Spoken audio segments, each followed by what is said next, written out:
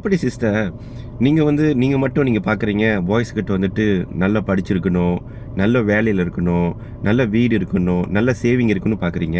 ஆனால் அவர் உங்ககிட்ட இதெல்லாம் பார்க்கும்போது நல்லா படிச்சிருக்கணும், நல்ல பேங்கில் காசு வச்சுருக்கணும், நல்ல ஒரு வீடு இருக்கணும் அப்படின்னா உங்ககிட்ட அவர் அப்படி பார்க்கும்போது அவரை ஏன் நீங்கள் தப்பாக நினைக்கிறீங்க? இவர் காசு இருந்தால் தான் கல்யாணம் பண்ண வராங்க அப்படின்னு ஏன் தப்பாக நினைக்கிறீங்க? பிரதர் அண்ட் சிஸ்டர், நல்லா பாருங்கள், இப்போ உள்ள situation totally is difference. Equal.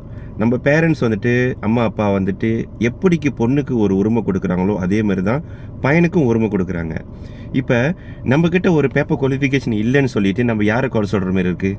இப்போ உள்ள சூழ்நிலை நம்ம என்ன வேலையில் இருக்கோம் அப்படின்னு பார்த்து தான் நம்மக்கிட்ட பொண்ணு பார்க்கவே வராங்க, நம்மக்கிட்ட மாப்பிள்ளை பார்க்கவே வராங்க. ஏன்னா இப்போ totally is difference brother and sister.